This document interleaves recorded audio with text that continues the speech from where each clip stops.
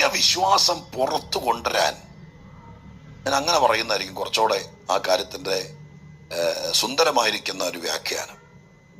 നമ്മുടെ അകത്ത്, ഈ സ്ത്രീയുടെ അകത്ത് വലിയ വിശ്വാസം കിടക്കുന്നുണ്ട്. ആ വലിയ വിശ്വാസം പുറത്തു കൊണ്ടുവരാൻ വേണ്ടി കർത്താവ് ചില കാര്യങ്ങൾ ഇവളെ ഇങ്ങനെ ഞെക്കി പുറത്ത് ചാടിക്കുന്നത് പോലെ ചില സ്ട്രഗിൾ ചെയ്യിപ്പിച്ചു.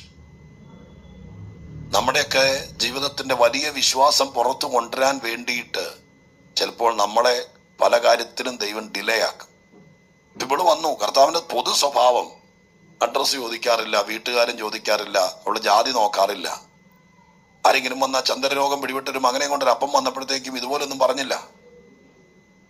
അവിടെ ശിഷ്യന്മാരെ ശാസിച്ചിട്ട് ആ ചെറുക്കനെയും കൊണ്ടുവരാൻ പറയുക ചെയ്തത്, അവനുള്ള ദുരാത്മാവിനെ ശാസിക്കുകയാണ് ചെയ്തത്. കുരുടനായ ഒരു മനുഷ്യൻ വന്നപ്പോഴും യേശു ക്രിസ്തുവിനെ കുറിച്ച് ഇതുപോലെ ഒന്നും അവനെ ബുദ്ധിമുട്ടിച്ചില്ല. അവനെ കൈക്ക് പിടിച്ച് പുറത്ത് കൊണ്ടുപോയിട്ട് അവന്റെ കണ്ണിൽ അവന്റെ അങ്ങനെ ചേർത്ത് തേച്ച് അവനെ സൗഖ്യമാക്കുക ചെയ്തത്. അങ്ങനെ ഓരോരുത്തരെയും. ഈ സ്ത്രീയുടെ കാര്യത്തിൽ മാത്രം യേശു ക്രിസ്തു ചില വാക്കുകൾ പറഞ്ഞു. മാനസികമായിട്ട് അവളെ നമ്മളെ കേൾവിക്കാർക്ക്, ഞാൻ ആദ്യം പറഞ്ഞുകൊണ്ട് വിമർശകർക്ക് വിമർശിക്കത്തക്ക രീതിയിൽ ചില കാര്യങ്ങൾ ഉണ്ടായി. പക്ഷെ അതുകൊണ്ട് എന്തുണ്ടായെന്നറിയാമോ? ഇവരുടെ അകത്തെ വിശ്വാസം, അധികം വലിയ വിശ്വാസം പുറത്തു വന്നു. പ്രിയപ്പെട്ടവരെ, കുറച്ച് നാളുകളായി വളരെ പ്രാർത്ഥിക്കുന്ന വിഷയത്തിന് കർത്താവ് ഒരുപക്ഷെ ഒറ്റ പ്രാർത്ഥന കൊണ്ട് മറുപടി തരായിരുന്നു.